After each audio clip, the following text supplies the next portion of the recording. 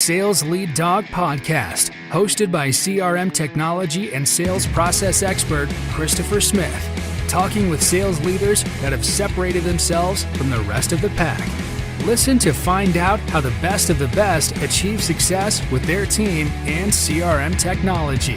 And remember, unless you are the lead dog, the view never changes. Welcome to Sales Lead Dog. Today we have joining us a thought leader, Angel Ribo. Angel, welcome to Sales Lead Dog.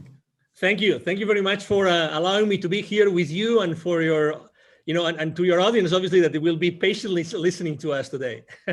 That's great. So Angel, tell us about yourself and what you do these days. Absolutely. So basically what I do is both corporate CEOs and established entrepreneurs, they hire me to bridge the gap globally for expansion and exposure. So that means basically that they help them accelerate the growth of their businesses through international expansion strategies. The reason why I do that is because I originally was born in Barcelona in Spain. I started an international career because I learned English and French and then Portuguese. And then, I decided to go international and fast forward, I had, helped more than, 1,500 companies and their C-level executives making certain, purchasing decisions. And also then, I was working literally in more than 30 countries doing that. So, eventually for almost 5 years ago, I decided to go from the corporate world to have my own business. And that's how I ended up doing what I do. Besides that, actually, something that played a key role for me to do that was that I decided also to start my own charity. It's called Wisdom for Kids. And we help underprivileged kids in Latin America become entrepreneurs using their local resources. I'm very strong on LinkedIn, so you will find me on LinkedIn over there. I'm an influencer there and very active, always sharing both personal and professional stories.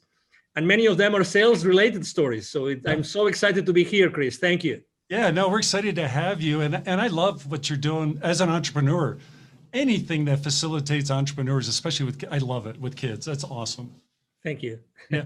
So tell us about your I'm going to start with your switch to being an entrepreneur. That's a big shift to make. What was that like for you? Yes, it was obviously when you look back, right? You know that you made so many mistakes, and you would, if you were given another chance, you would definitely do it completely different. You know that feeling? Yeah. Oh yeah. I'm sure you do, right? Yeah, totally. But also I believe that, regardless of where you stand, like from a spiritual or religious perspective, I think that we are only given the battles that we can really fight and succeed on.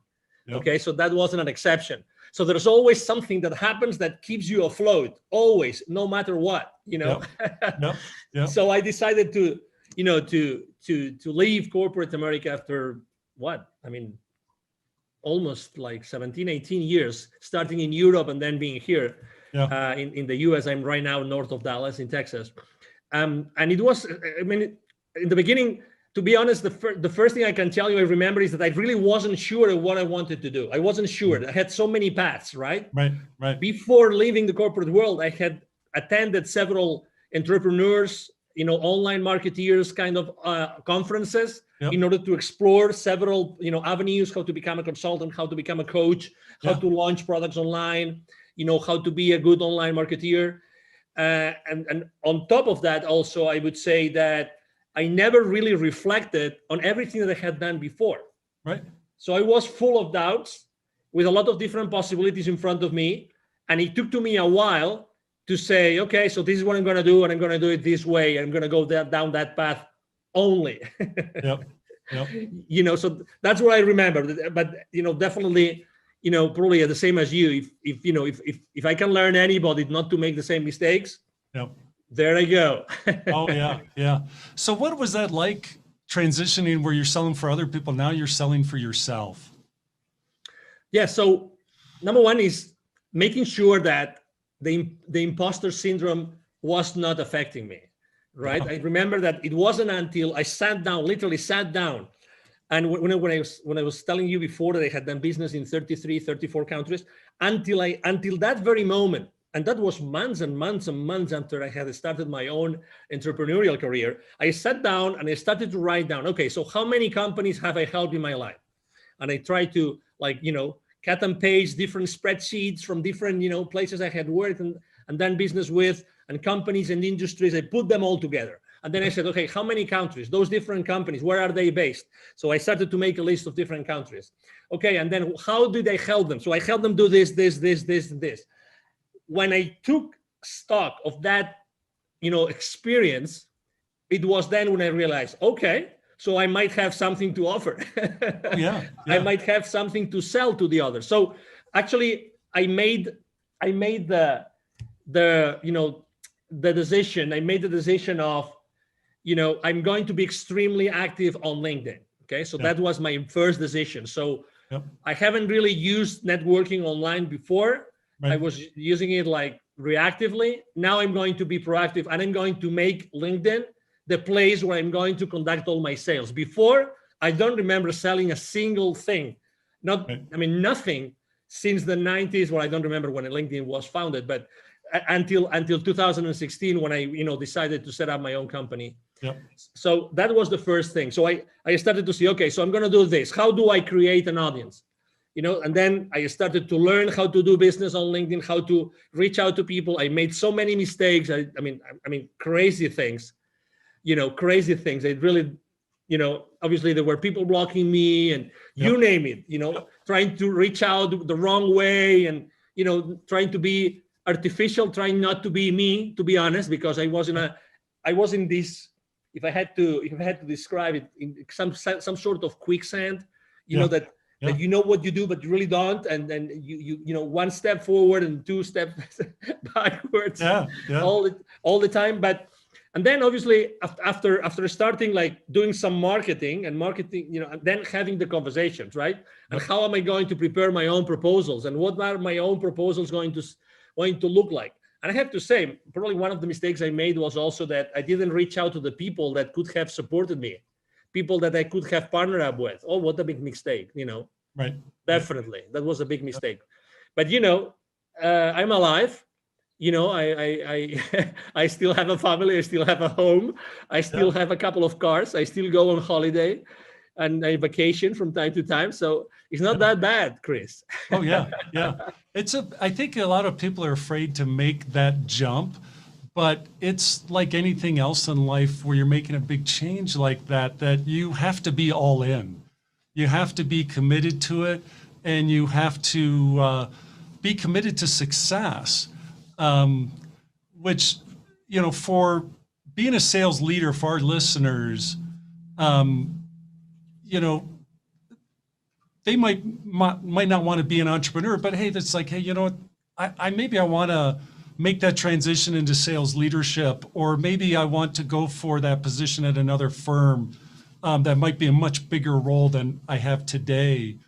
What should they take from the lessons you've learned to motivate them to make that leap? Well, number one, whatever the route is that they pick is good. Okay, it's okay. So because we tend to be so hard on ourselves, oh my God. Okay, so whatever the decision you take is going to be the right one for you. Okay, so that's number one. Number two, if you decide to make that leap, that change, then I would say, just as you said, there's a mantra I use with all my clients all the time, which is take imperfect action now. Take imperfect action now. That's my favorite one. Yep. So I would say, there's no perfect path to where you want to go. Right. But the reality is that the sooner you make certain mistakes, the sooner you're going to get there. Oh, yeah. Yeah. So there's in the startup world, there's this concept called the minimum viable product. Yes. Okay. So any startup, when they're going to launch something, they say, okay, so what's the minimum value in the form of a service or a product I'm going to put together so that the market is going to react positively and they will start acquiring my services or my product, right? So this is so much more simple than what you think. You just have to reach out to the people that you already know, or the potential business partners, and go to them and say, hey, I just started. I just got out, the corporate world. I want to do this. Would you be willing just to have a coffee, over coffee conversation and tell me that makes sense? And if you would be willing to tell me your feedback about this, it's as simple as that. In a week, you can have 5, 10 conversations like that, Yep. and already know what makes sense and what doesn't make sense, and start having those conversations with potential clients. Again, I was talking about making mistakes on LinkedIn and sending the wrong messages. If you genuinely, even if it's people that you don't know, if you genuinely reach out to people and ask them for help, Yep. I mean, don't explain them your life, okay? Yep. Just, I need your help because I just left the corporate world and I would like to, proof test something that I want to change, to launch to the market. I tell you, maybe it's not going to be a 50%, but there's going to be a 10%, 20% of people that are going to say yes. And they will be able to meet, they will be willing to meet over coffee with you to discuss that. Yep. Yep. I mean, and the ones that have been there, the ones like you and me that we have been there, oh my God, do we want to help other people not to make the same mistakes? Oh yeah. Of course. Yeah. Of It's course so we want. important. Exactly. Yeah. Exactly. So, I think that's the most important thing. And again, you don't have to wait. I remember that one of my excuses was, we look for so many excuses. As soon as I left the corporate world, my company held me and put me, they gave me a very nice package and everything. Yep. And they gave me an outplacement company to work with, right? To find another job. Right. I remember being the only one, very high level executives on the same meeting, blah, blah, blah. I was the only one in the entire room that wanted to be an entrepreneur. Right. The only one, every single meeting. So I would have a meeting, 1 or 2 meetings per week with them, with other executives looking for a position.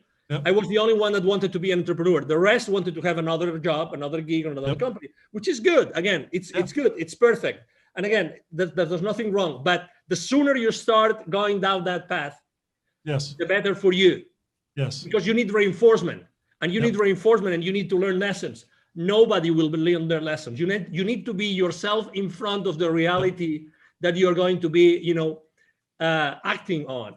And the new reality is you before other companies that want or might want what you are going to offer to them. Yeah. And I liked your advice to work your network, seek out help, ask for help from people in your network to say, hey, I'm thinking about making this transition, be it, maybe it's a new job, maybe it's not to be an entrepreneur, but there's still a lot of people that have done the same thing already that, that are say, hey, whatever you do, don't do this. I did that. And it was a dismal failure, try this instead. It's you can't buy that kind of help. Exactly. And also something else that I didn't mention, but something that would have helped me a lot is probably to ask for help, even to pay someone to coach me in that process. Yes. There's coaches out there. There's people that have done this. There's people that help you get from a position at the corporate towards becoming a successful entrepreneur. There's people doing that. Oh my God, I wish I had taken the decision. I had made the decision of having someone hire someone to do that for me. Honestly, the only resource which is scarce in our lives is time. That's the only one. It's time. We will always get money and anything else, but time goes by. So start asking for help. Hire someone that can help you bridge that gap. Bridge that gap to the first dollar, to the first purchase order. Have someone help you get there. And maybe the only piece of advice of who to hire. There's literally thousands of coaches out there that can help you do that, but look for someone that's made a lot of mistakes. Yeah, that's great. So when you're working with your clients, is there a common struggle or pain point that they have that hold them back from success? Yes. It's definitely, they don't feel comfortable selling. They know they have a value proposition. Some of them have a solution and there's a problem that exists. Others have a solution, but maybe the problem doesn't exist or it's not big enough.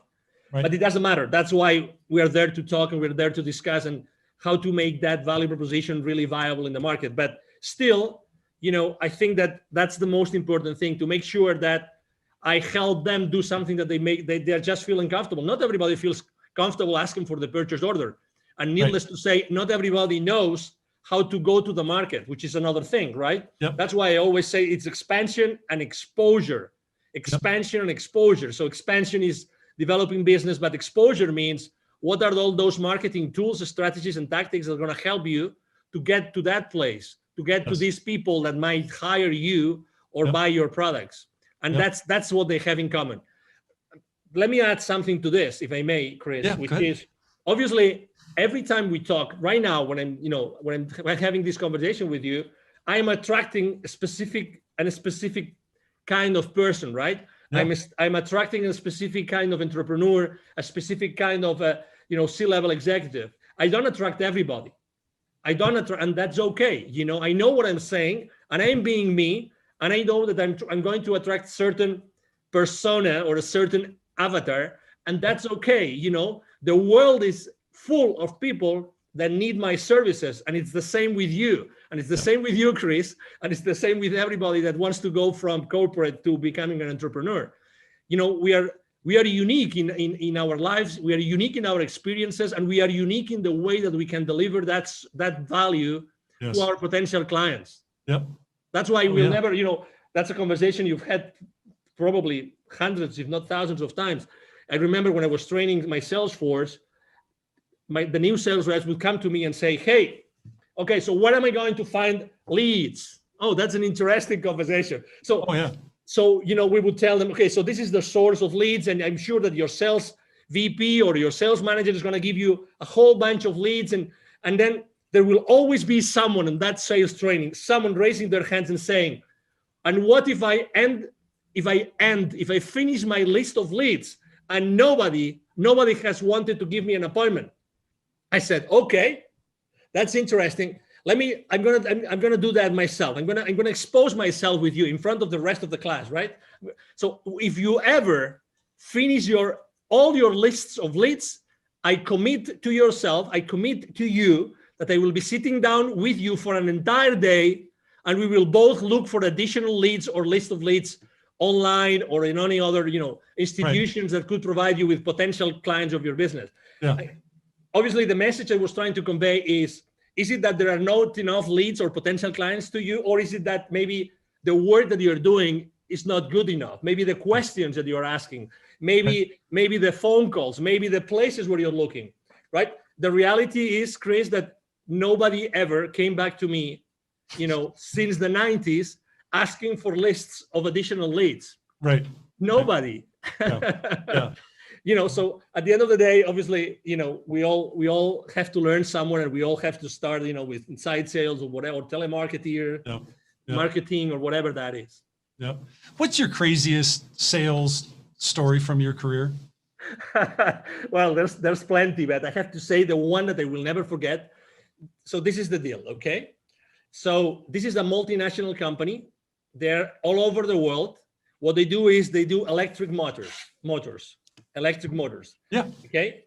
Like all sizes, they're huge. Okay. They are originally from Brazil.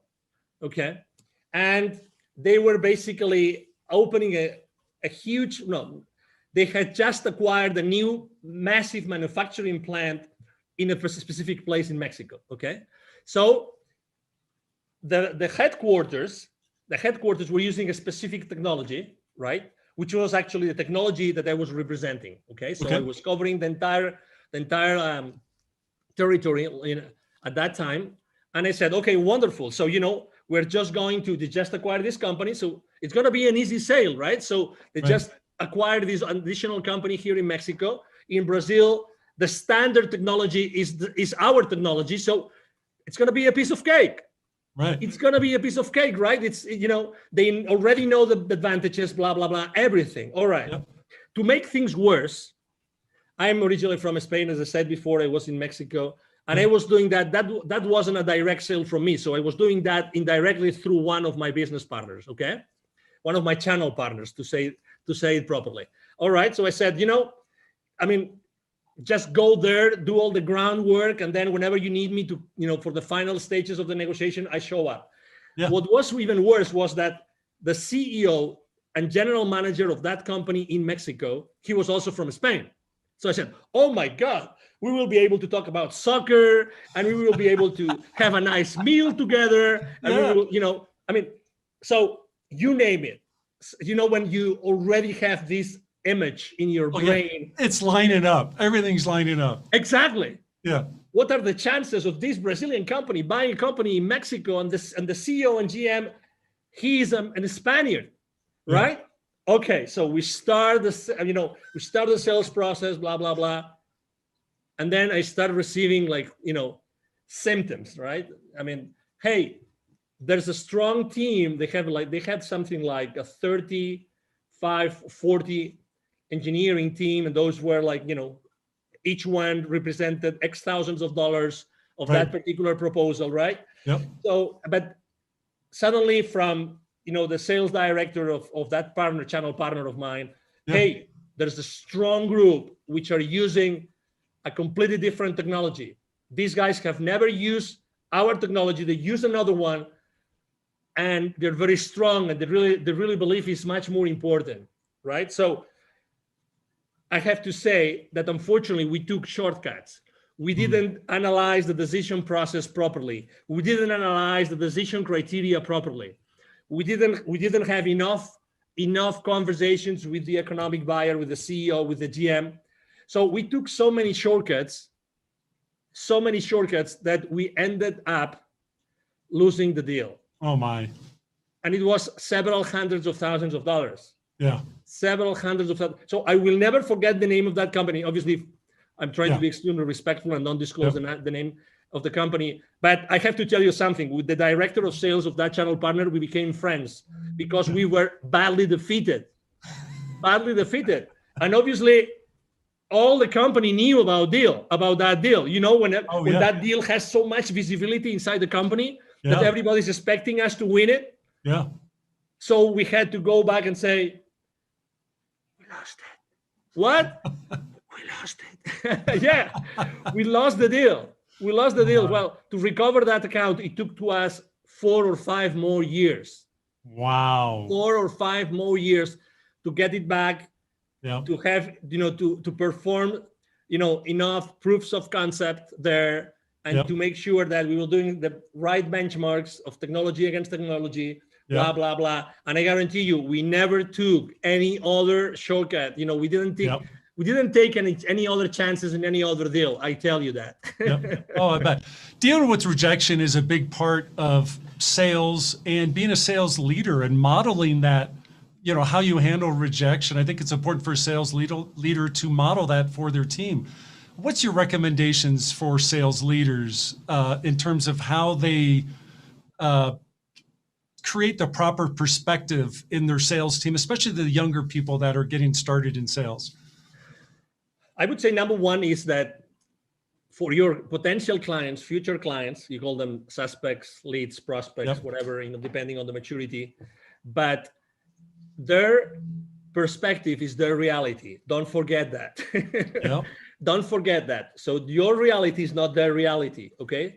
So that's the number one thing. So the number one thing I would like to say is, this is a marathon. Okay. So just you have to learn, and don't burn your bridges. It's a matter of time. You have to learn how to do this. This is as anything else, as playing tennis, as swimming, as driving, as anything else. This is a long run. Okay, so it's going to take some time for you to perfect whatever you want to do.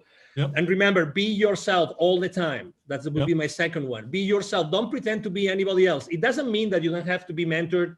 You don't have to receive lessons. No. Okay, but be yourself, because if you're not yourself, you're going to be, sidetracked, whatever that is, and you're going to feel saying, I should have done what my gut feel was telling me. Okay, so just be there. And the third thing is always have the tough conversations. Don't hold anything to you.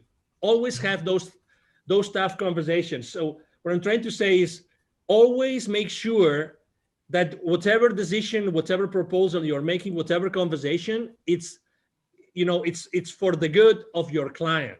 Right. It's for the good of your client. Okay. So genuinely care about what is important for the client. Remember one thing, as I said before, perception is their reality. They want something, but you believe as a salesperson that they need something else. Right. Okay. So it's what they want. It's what they want. So remember, it's their reality. So you have to be there all the time. Okay. So those would be my, most important, pieces of advice. And again, you learn a lot. I mean, I learned from a desk making phone calls. That's how I learned. Yes. Yep. That's how I personally learned. I didn't even, it took to me more than a year to start making, sales appointments with the field reps, but it is what it is. It is, we have to learn, we have to make mistakes. You have to struggle. That's right. Yeah. So let's transfer our discussion here to talk about CRM. When it comes to CRM and your career in sales, did you love it or do you hate it? I loved it. And I loved it because it helped me structure myself and organize myself. The real, can I use a brand, or can I use I'd rather not. We try to stay away from that. And just talk in general terms. We don't want to. So there wasn't one over another. No, it's okay. So just going back in time in the late 90s, there was one system that was really like the number one that everybody would use, and everybody would use that one. I remember when the company was working with was over $1 billion in revenue, and they decided to buy that. Right, that was a multi-million-dollar deal that they had to invest on. I remember it was like a savior. I mean, I remember even though it was complicated, like lots of fields and things and interactions, it was like, oh my God, great. We have a way like to put all that information and to keep that information in at some place so that it's going to help me have a better possibility to follow up on those deals. Because at the end of the day, following up is everything. When every single industry says that the millions are in the follow-up, you bet. And CRMs really help you be organized. That's for me, that was, I remember my first time ever using that particular CRM. And I've always used different. After that, I use CRMs consistently. Yes, it's the peace of mind that you say. Again, a lot of people see it as a way to control, which I understand and which I agree. You need to control your sales force. You need to have some level of accountability with your sales force. I get that, but it's a help. It's something that's going to help you. It's part of your support system, and you need support systems to excel in sales. Yeah, I think it's a great tool for salespeople because everybody goes into slumps, and when that happens, the sales leader can use the information in CRM to say, hey, look, I see you're doing this here. Have you thought about maybe trying this? But if you don't have that information in CRM, how is the leader be able to coach effectively, because they have no insight as to what they've been doing or what's going on? Exactly. And, and to your point, some people don't like to be controlled. Some people feel like, I'm the top gun here. I don't need anybody to overlook what I'm doing. Right. With all due respect, we belong to an organization. That's right. The final goal of that organization is to pay back to the owners, to the investors, to pay back, to the shareholder, to give that additional value to the shareholders. They invested their money, they invested their time, they invested their wealth in making that company successful. You have a job because of them. So anything that you do, which is going against that contradicts that, I regret to say, it's not right. That's right. It's not right. The end goal of any organization is to increase shareholder value no matter what. And you as a salesperson, you have to be aware that every business decision that you make has an impact and a financial implication, has a financial implication in the company and in the profitability of the company. So you're part of that structure. I understand that you like to, sell big and close these big, massive deals and great revenue. But okay, so what are the implications of closing that deal? First, as I said before, for the client, is it going, because in the moment that you close a sale, remember, it's good for you because you get the revenue, but it's a problem in the financial statements, right? It's remember, you are a problem for your client until your client starts to recover the investment. Remember that. That's right. And it's the same for your company. So, okay, you get the revenue, but who has to fulfill that order? Your entire organization behind you has to fulfill the order. Did you take everything into consideration so that you will be able to profitably fulfill that order for your client? These are the kind of things that you have to take into consideration every time you close a sale. Yeah, I could not have said that better, Angel. That is so. Thank you. That's one of the discussions I love to have when we engage with a client is, okay, what happens when that deal's won? What is that being supported by your CRM? Is the information in your CRM to support the team that downstream that, as you said, they now have to take care of that customer. They have to own that relationship and make sure they achieve the ROI on their investment. So important.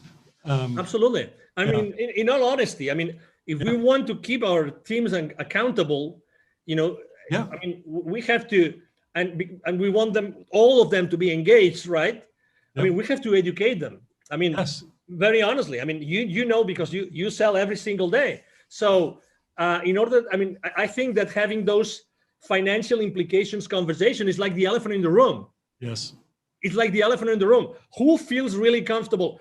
I mean, have you ever felt this? Let me ask you a question, Chris. Have you ever been in that situation in which you're trying to close a deal, you're in a negotiation table, and suddenly the CFO of your client shows up?